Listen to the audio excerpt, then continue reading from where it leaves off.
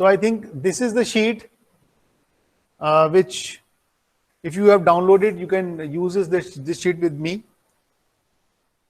और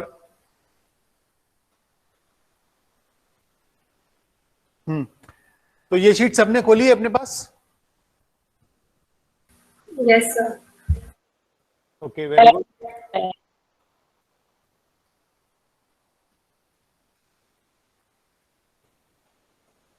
Okay, so we are doing today's fourth class, and we are doing fourth exercise, that is Excel solver. Excel solver. Excel solver. It is a it is not a regular add-ins. You have to download, you have to install this add-ins onto your desktop or computer. और कहाँ से install करेंगे एक बार जरा वो देख लीजिए. First you click on this particular office button. Office button दिख रहा है जहां मेरा माउस है, ऑफिस बटन, इस पे क्लिक करेंगे. इस पे क्लिक करेंगे, उसके बाद Excel options, Excel options, Excel options पे क्लिक करेंगे. फिर एक डायलॉग बॉक्स खुलेगा, ये माइक्रोसॉफ्ट एक्सेल क्लास 4 करके. तो there are number of Excel options. Yes sir, एक बार से रिपीट कर दीजिए. First of all you should click on office button, this one. ठीक है? Yes sir. ऑफिस बटन पे क्लिक किया, एक्सेल ऑप्शंस पे क्लिक किया, एक्सेल ऑप्शंस. ठीक है? फिर यहां पर एड-इन्स दिखेंगे काफी सारे, popular, formula, proofing, save, advanced, customize and add-ins. इस एड इन को क्लिक करना है, एड इन्स को क्लिक करना है, एड इन्स. एड इन्स को क्लिक किया तो आपको यहां पर लास्ट में आएगा मैनेज एक्सेल एड इन्स के साथ गो लिखा हुआ है. मैनेज, सबसे नीचे देखिए, मैनेज एक्सेल. जैसे काफी सारे एड इन्स हैं, COM add-ins and XML add-ins. Excel add-ins पे क्लिक करेंगे और गो पे क्लिक करेंगे. गो पे, जैसे ही गो पे क्लिक करेंगे इस तरह का एक बॉक्स दिखेगा. ठीक है? तो आप जो भी आपको एड-इन्स इंस्टॉल करना है उसको टिक करेंगे. जैसे फिलहाल हमें एक्स सॉल्वर एड-इन कस्टमाइज करना है, तो सॉल्वर एड-इन्स को चेक करेंगे किस लिए काम में आता है. लिखा है tool for optimisation and equation solving. ठीक है? It is a tool for optimisation and equation solving. और यहां पर इसको ओके कर देंगे. ठीक है? यहां इसको ओके कर देंगे. सिंस जैसे ही आप ओके करेंगे तो आपसे वो पूछेगा it is not there, you want to install it, तो प्रेस यस कि हाँ मुझे इंस्टॉल करना है. तो यस करके इंस्टॉल कर लीजिए. और इंस्टॉल करने के बाद आपको डेटा टैब में home, insert, page layout, formula and data tab में लास्ट में यहां पर सॉल्वर दिखेगा. बताइए आ गया नहीं आ गया? सर, जो हमने एक्सेल शीट डाउनलोड की है उसमें तो ऑफिस का ऑप्शन आ ही नहीं रहा. ऑफिस बटन नहीं आ रहा है? No sir. आपका कौन सा वर्जन है Excel version? Sir, latest version है, 2019 है शायद. सर फाइल में जाके वो, तो फाइल में होगा, कहीं इधर उधर होगा, और टॉप कॉर्नर पे होता है वो. विशंत आप बताइए कहां पर था? सर फाइल में, फाइल में देखिए वही होगा.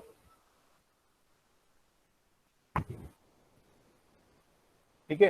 तो डेटा में जाकर यहां पर आपको सॉल्वर दिख जाएगा. ये now this solver add-ins is ready.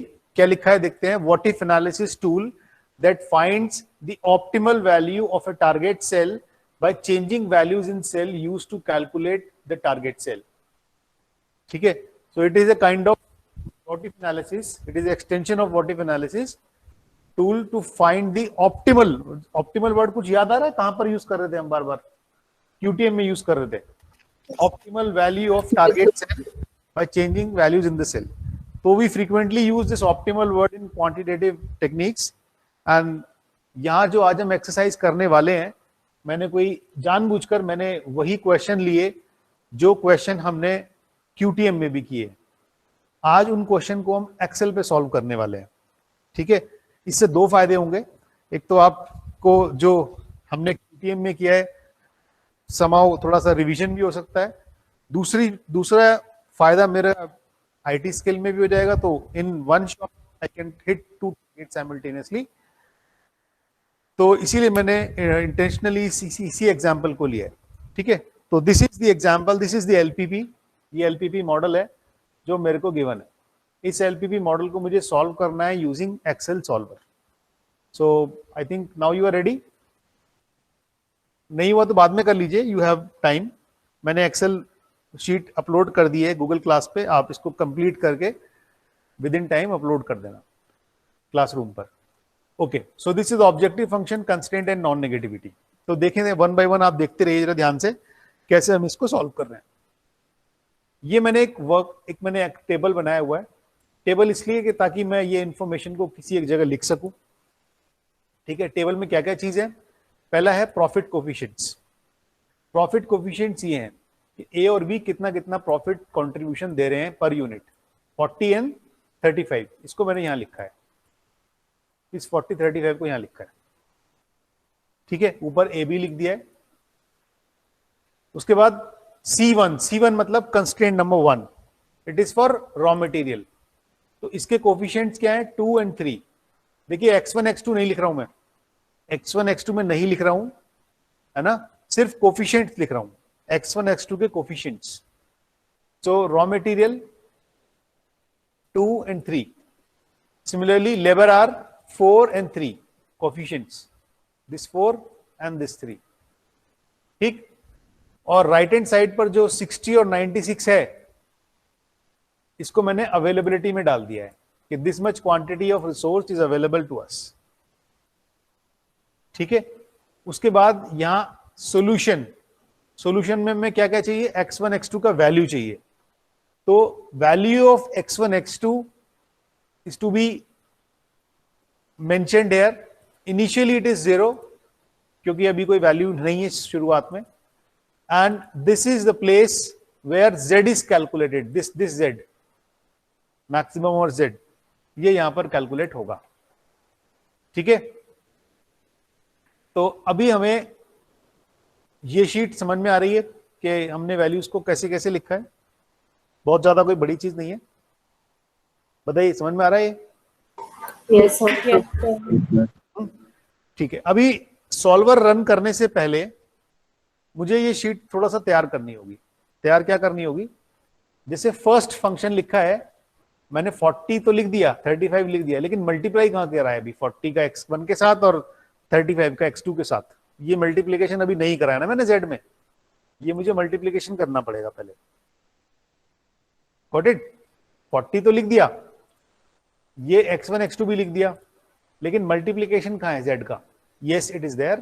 तो मैंने z में एक फंक्शन लगाऊंगा sum product equals to sum product.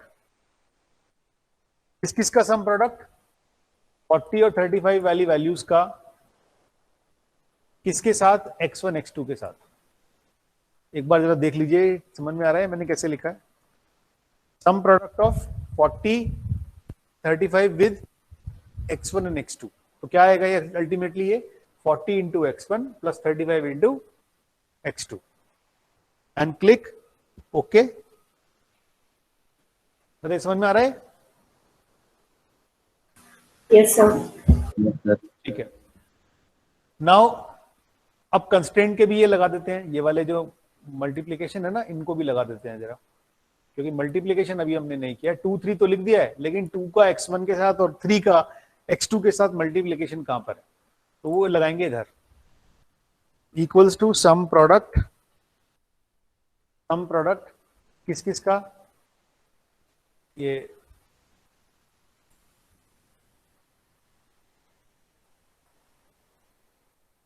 C5 D5 का किसके साथ? गलत हो गया। Sum product C5 to D5 comma solution x1 x2, ठीक है। ये हो गया सम प्रोडक्ट। और सिमिलरली यही सम प्रोडक्ट मैंने यहां भी लगा दिया।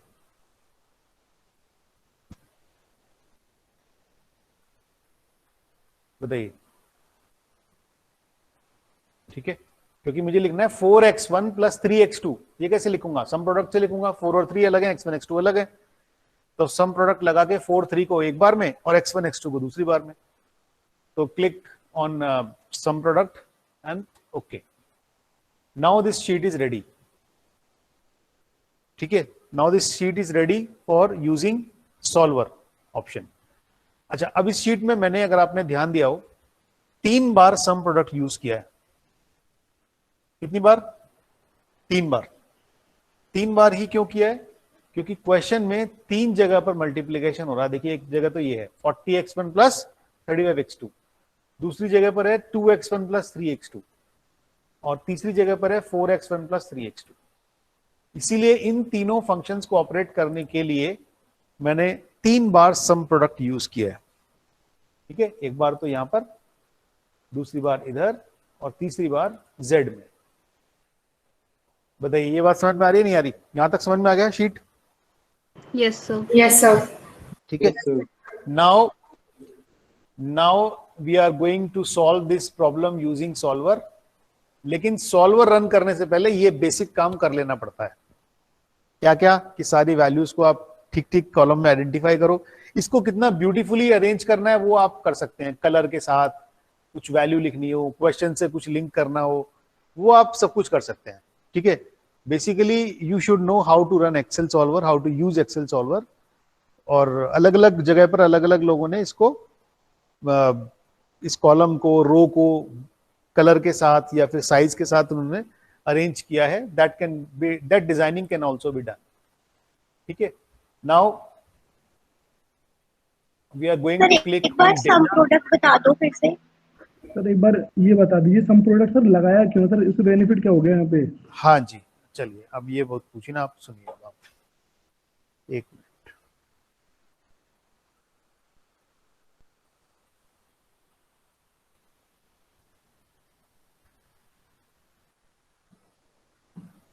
देखो भाई, एक जगह लिखा है 40x1 प्लस 2। ठीक है, अब मैंने एक सेल में तो 40 रख रखा है, एक में 35 रख रखा है। इधर यहाँ पे x1 है या x2 है। ठीक है, इधर यहां पर z है। ठीक है, अब देखो विशंत, ये कॉलम बना हुआ है इस तरह से, और भी वैल्यूज हैं इसमें। ये कॉलम इस तरह से बना हुआ है। अब मैं चाहता हूं कि इस सेल में मेरी ये वाली वैल्यू आ जाए, 40x1 प्लस 35x2। ठीक है, तो या तो मैं ऐसे लिखूं, या तो मैं ऐसे लिखूं कि ये सेल, इस सेल का एड्रेस, फिर इससे मल्टीप्लीकेशन, प्लस का साइन, फिर ये, फिर ये। ठीक है, या सीधा सीधा सम प्रोडक्ट लिख देते हैं। सम प्रोडक्ट, ये जो रेंज होगी, ये जो सेल की रेंज होगी, एक बार देख लेते हैं कौन सी है। CD और 4,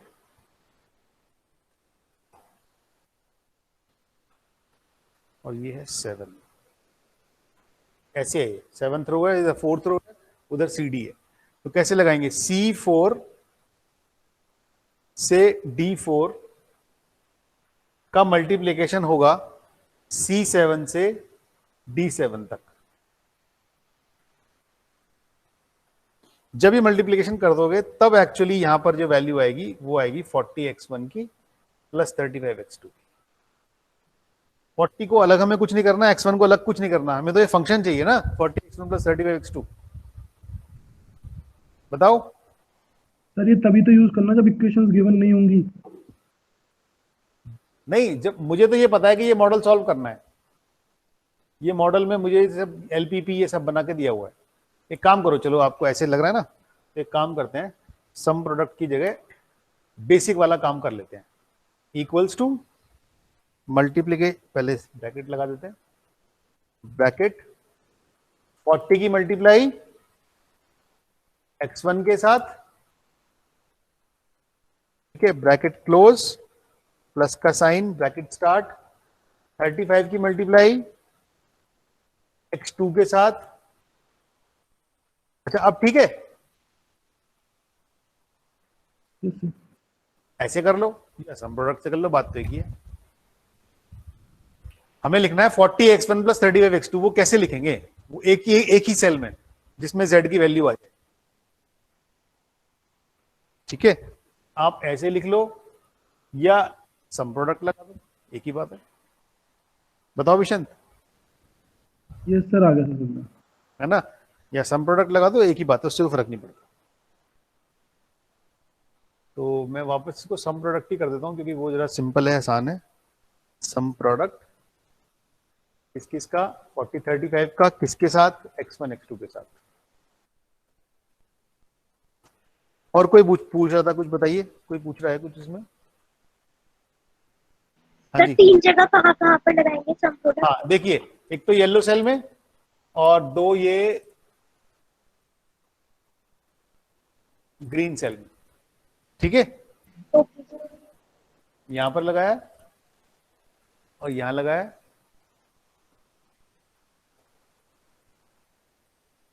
और इधर लगाया। ठीक है, now we are going to solve this thing.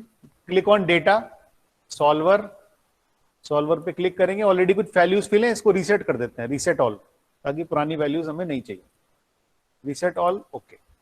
Now it is fresh, parameters are ready to use. अब देखिए एक एक करके कैसे वैल्यूज पास करते हैं, ध्यान से देखिए। पहला है टारगेट सेल, इन्होंने कहा है set target cell. Set target cell मतलब हमारा जो ऑब्जेक्टिव है, ऑब्जेक्टिव फंक्शन क्या है? Maximize the value of z। ठीक, तो z की वैल्यू कहां पर है, उसका एड्रेस क्या है? z की वैल्यू का एड्रेस क्या है? C8 C8। हाँ, तो हमें C8 नहीं लिखना है, हम उसको पास कर देंगे एड्रेस, यहां से क्लिक करके C8 का एड्रेस पास कर देंगे।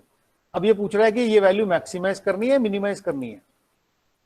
मैक्सिमाइज या मिनिमाइज? मैक्सिमाइज। अब क्वेश्चन देख लेंगे, मैक्सिमम कर देंगे। ठीक है, by changing cells. Changing cells में ये जो x1 x2 की वैल्यूज है ना, ये वाली, इसका एड्रेस पास कर देंगे C7 to D7। ये क्यों? क्योंकि सॉल्वर क्या करेगा, यहां पर अलग अलग वैल्यूज रख के चेक करेगा और वहां रुक जाएगा जहां हमारे सेल की टारगेट वैल्यू मैक्सिमम हो जाएगी। ठीक है, तो चेंजिंग सेल में हमेशा x1 x2 की ब्लैंक वैल्यूज का सेल सब्स्टिट्यूट कर पास कर देना है। Now constraints, subject to word आ रहा है कंस्ट्रेंट, समझते हैं कहां है हमारे क्वेश्चन में कंस्ट्रेंट्स? ये लिखिए कंस्ट्रेंट्स। कंस्ट्रेंट्स क्वेश्चन में है ना, कितने कंस्ट्रेंट्स हैं? 2। हाँ, अब इन दोनों को हम ऐड करेंगे। देखिए कैसे ऐड करना है। ऐड, देखिए सेल रेफरेंस फर्स्ट। सर ये वाला ऑप्शन लगाया आपने? देखिए पहला हमने टारगेट सेल सेट किया, दूसरा चेंजिंग सेल्स, यस सर। उसके बाद हम गए ऐड पे। कंस्ट्रेंट ऐड करने जा रहे हैं ना हम, 2 कंस्ट्रेंट्स हैं, उन दोनों को ऐड करेंगे। ठीक है, ऐड को ओके किया, सर। ऐड पे किया, सेल रेफरेंस। अब ये कह रहा है कि 3x1 और 2x1 प्लस 3x2, ये कहां लिखा है? ये इधर लिखा है, ये रहा। ठीक है, 3x1 plus 2x1 plus 3x2 and this value is less than का कंस्ट्रेंट है ना, ग्रेटर देन होगा ग्रेटर देन ले लेंगे, लेस देन होगा लेस देन ले लेंगे। किससे? 60 से। देखो ये समझ में आ गया? Yes sir. अब इसको किया ऐड, क्योंकि हमें एक और ऐड करना है, वन मोर। तो this cell must be less than equals to 96 वाला। Now click on okay because we have 2 constraint and that we have added already. कोई और ऐड करना होगा तो ऐड पे क्लिक करके एक और ऐड कर लेंगे and click on okay button. ये देखिए ये बन के आ गया सामने। ठीक है, यहां तक ठीक है। अब ओके पे क्लिक कर रहे हैं, सॉरी सॉल्व पे करने से पहले ऑप्शंस पे आएंगे। ऑप्शंस, ये ऑप्शंस दिख रहे हैं हमारे, ऑप्शंस पे क्लिक करेंगे।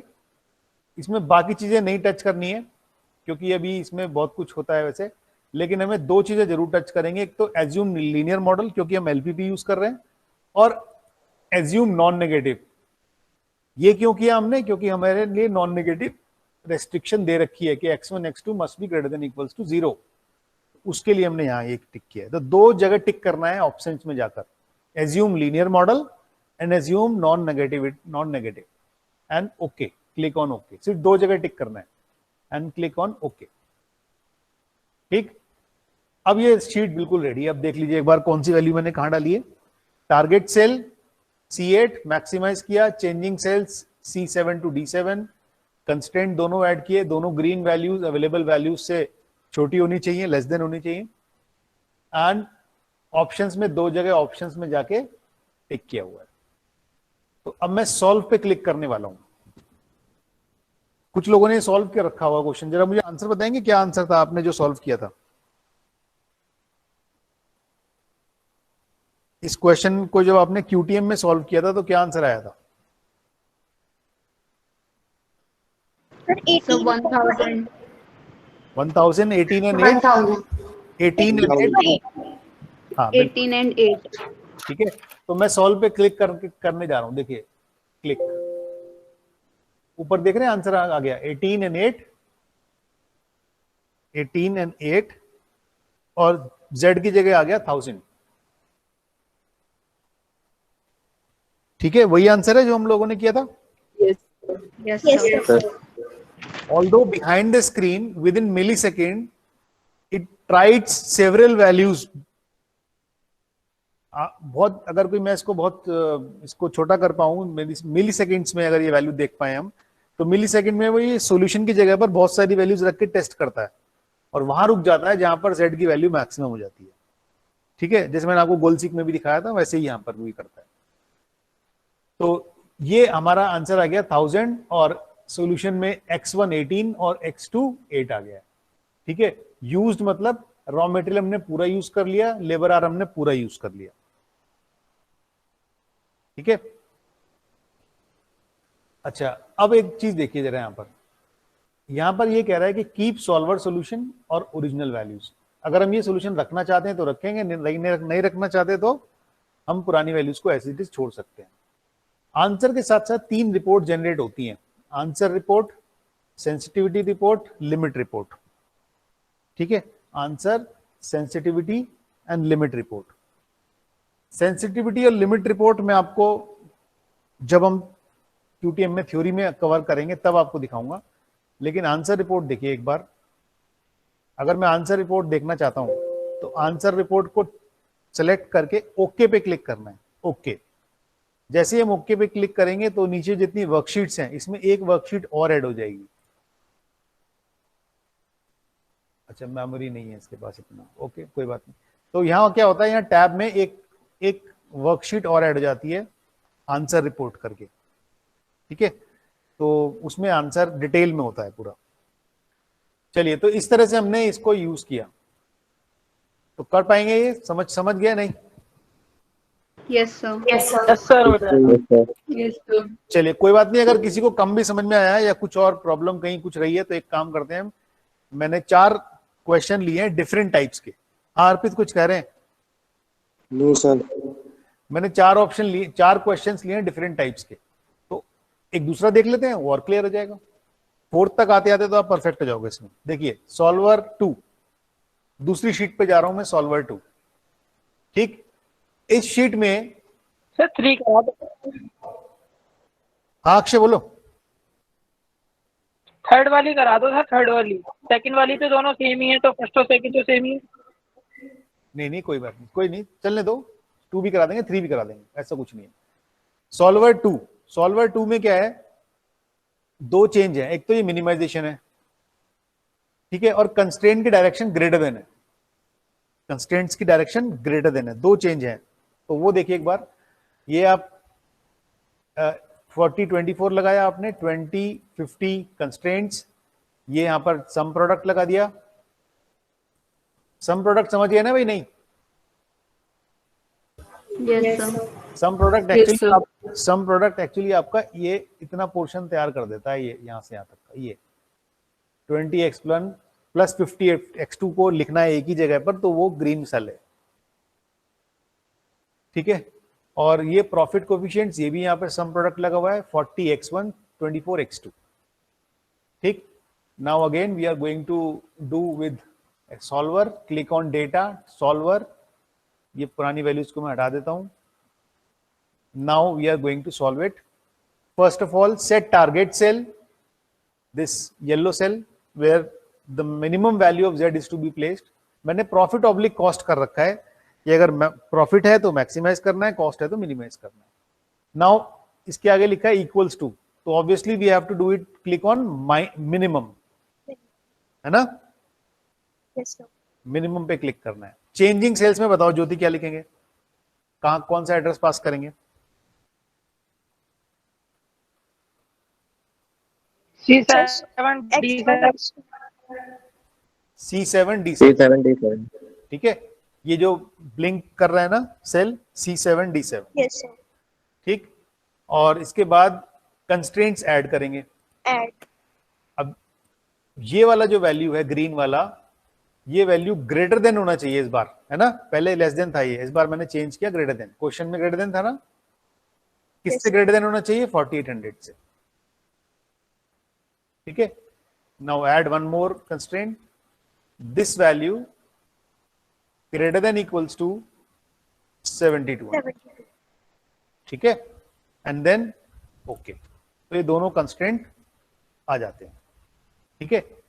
एक चीज और दिखा देता हूं, चलिए आपको, मान लीजिए मैं डिलीट कर देता हूं ये कंस्ट्रेंट, ऐसे भी ऐड कर सकते हैं। देखो एक साथ ये दोनों सेलेक्ट कर लिए, ग्रेटर देन, ये दोनों सेलेक्ट कर लिए, ऐसे भी कर सकते हैं ऐड, ठीक है। तो कैसे, वैसे भी कर सकते हैं, वैसे भी। ऑप्शंस में जाके दोनों को टिक किया, ओके किया। इसका आंसर बताओ भाई क्या आ रहा है? जब तुमने किया था सॉल्व तो क्या आंसर आ रहा था? सर 3 4 5 6 और 0 एंड 34। ठीक है, ओके सॉल्व पे क्लिक किया, देखिए ये वही आंसर है जो हमने किया था, ठीक है। आंसर रिपोर्ट शायद यहाँ भी एरर की दिखाएगा, यस एरर दिखाएगा। चलिए, तो अभी हमने यहाँ पर एक चीज देखिए, यहाँ लिखा था कि फॉस्फेट कम से कम 4800 kg स्प्रेड करना है अपने फील्ड में, लेकिन इन्होंने स्प्रेड किया 7200। नाइट्रोजन एग्जैक्टली उतना ही किया जितना चाहिए, फॉस्फेट को इतना एक्स्ट्रा स्प्रेड करना पड़ा।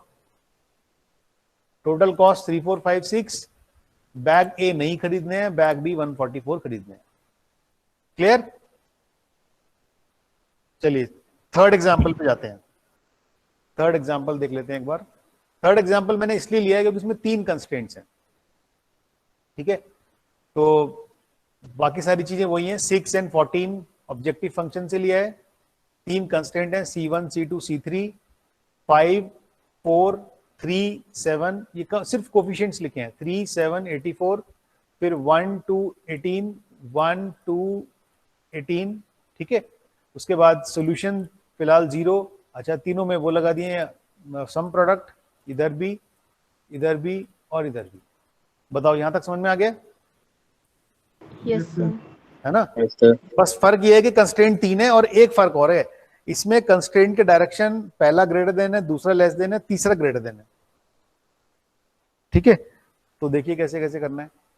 सबसे पहले click on solver, reset all कर देते हैं पुरानी वैल्यूज को। सेट टारगेट सेल, इस सेल की वैल्यू को क्या करना है? Minimize maximize? Minimize minimize. Changing cells, ये कंस्ट्रेंट्स अभी एक एक करके ऐड करने पड़ेंगे क्योंकि कहीं पे ग्रेटर देन है, कहीं पे लेस देन है। ये first constraint, this value is to be greater than 60, ठीक है, ऐड किया। Second value of used one less than 84। Sir first में क्या डाला? दोबारा देख लो इसमें क्या जा रहा है। ऐसे ऐड फर्स्ट वैल्यू, ये वाला, ये एक्चुअली हमें तीनों डालनी होती है, ये वाली तीनों, लेकिन हम एक एक करके डाल रहे हैं क्योंकि मिक्स कंस्ट्रेंट्स हैं। ग्रेटर देन ऐसे, और 60 का एड्रेस पास कर दिया इधर कंस्ट्रेंट में, ठीक है। Add this value is to be less than 84 वाला value. Add third value constraint क्या है, ग्रेटर देन है ना क्वेश्चन में, ग्रेटर देन, तो ग्रेटर देन लिया यहां से एंड 18 वाला सेल पास कर दिया and then okay. Now everything is ready. Go to options, select assume linear model and non negative. Okay, ठीक है. अब ये शीट रेडी है. अब इसको हम क्लिक करेंगे सॉल्व पर और इसका आंसर ले लेंगे. ठीक है, इसका आंसर है 18 एंड 0. टोटल कॉस्ट है 108. ठीक है. अच्छा ये बताओ, मुझे कोई ये बताएगा कि ये यूज्ड और आरएचएस क्या बता रहे हैं हमें, क्या इससे क्या पता लग रहा है?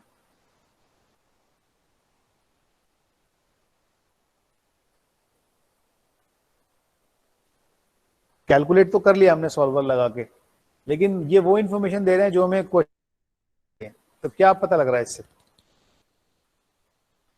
ये यूज्ड और आरएचएस इज ऑब्वियसली 60, 84, 18 जो क्वेश्चन में गिवन है, ये तो वो है. यूज्ड से क्या पता लग रहा है? सर हमने कितना यूज किया है कंस्ट्रेंट? हाँ, जैसे एक एक करके बताइए. अनुष्का आप बताएं. सर एक्चुअली होना 60 चाहिए था बट 90 यूज हुआ है. हाँ, Actually फर्स्ट कंस्ट्रेंट कहता है कि ये वैल्यू, जो भी ये वैल्यू है, पता नहीं क्या रिप्रेजेंट कर रही है वैल्यू, ये वैल्यू 60 से बड़ी होनी चाहिए या बराबर होनी चाहिए. ठीक है, तो इसको इन्होंने किया है 90. ठीक है. सेकेंड वैल्यू को के लिए कहा गया ये वैल्यू किसी भी हालत में 84 से कम होनी चाहिए, तो 54 हुआ है. और थर्ड वैल्यू 18 या उससे ज्यादा होनी चाहिए, तो इसको इन्होंने एग्जैक्टली 18 ही लिया है. ऐसा करने पर जो कॉस्ट है that was minimised, that is 108. और ये जहां पर तीनों कंस्ट्रेंट सेटिस्फाई कर रहे हैं, 60 से ज्यादा हो रहा है, 84 से कम हो रहा है और 18 या उसके बराबर हो रहा है. ठीक है. तो कई बार क्या होता है कि रॉ मटेरियल हमने कम यूज किया, ज्यादा यूज किया, कुछ रॉ मटेरियल बच गया है, उसकी इंफॉर्मेशन मिल जाती है यहां से. ठीक है, रिसोर्स की इंफॉर्मेशन मिल जाती है. एक सॉल्वर शीट 4 भी है मेरे पास. इसमें देखिए थोड़ा सा एक और भी चेंज है, वो भी देख लेते हैं. ऑब्जेक्टिव फंक्शन में 60 एंड 40 है एज इट इज. कंस्ट्रेंट्स 2, 1. अच्छा देखिए, दो कंस्ट्रेंट जो ये वाले हैं ना, ये थोड़े अनोखे से लग रहे हैं. ये कंस्ट्रेंट क्या है? x1 less than 25, x2 less than 35. अब सेकेंड कंस्ट्रेंट में x2 नहीं है और थर्ड में x1 नहीं है, तो बताओ क्या करेंगे? 0 ले लेंगे उनको. जीरो ले लेंगे कोएफिशिएंट में.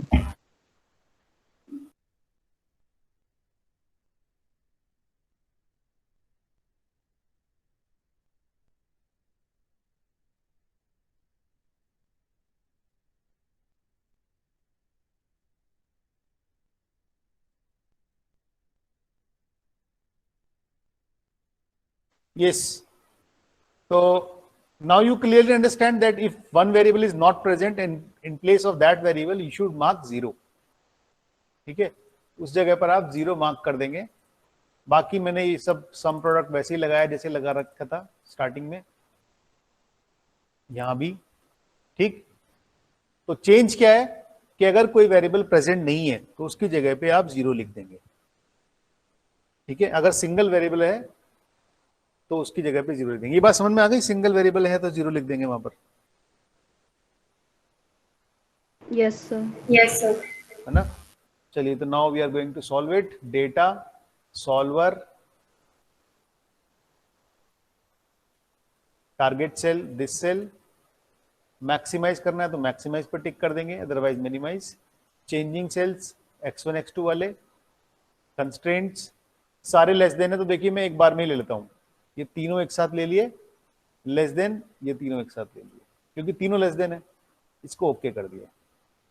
ठीक है. ऑप्शंस में आकर linear model, non negative. Now the sheet is ready, तो सॉल्व कर लेते हैं. समझ में आ गया? कुछ पूछना है? सर आ गया समझ. और सॉल्व पे क्लिक किया, ये आपका आंसर आ गया. पता नहीं अभी भी देगा नहीं देगा, नहीं दे रहा है, शीट दूसरी लगानी पड़ेगी। चलिए, तो 2150 is our profit, maximize profit 12.5 x1 35 x2। बस एक इसमें आपको मुझे लग रहा है एक चीज परेशान कर रही होगी, वो सम प्रोडक्ट। ये समझ में आ गया सम प्रोडक्ट? नहीं आ गया सर। आ गया है ना? तो भाई ये यूज्ड में ही आपको लगाना है कि ये यूज्ड वैल्यू। बहुत सी जगह पे क्या करते हैं कुछ लोग ना, ऐसे करते हैं इसको, यहाँ पे एक सेल इंसर्ट कर देंगे ऐसे, और यहाँ पे लिख देंगे डायरेक्शन, कंस्ट्रेंट की डायरेक्शन क्या है। तो कंस्ट्रेंट की जो डायरेक्शन है ना, लेस देन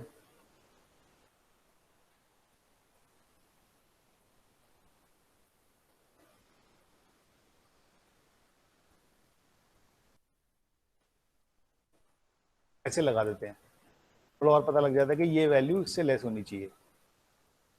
ठीक है, तो आप इसको किस तरह से और ब्यूटीफाई कर सकते हैं, वो चाहे तो उसका पूरा सॉफ्टवेयर, पूरा कैलकुलेटर बना सकते हैं अपना एक। ठीक है, और सारी चीजें हो सकती हैं। तो ठीक है, समझ में आ गया सॉल्वर हमने कैसे यूज किया है। Solver is one of the beautiful tool that is used to optimize the value of an equation. ये भी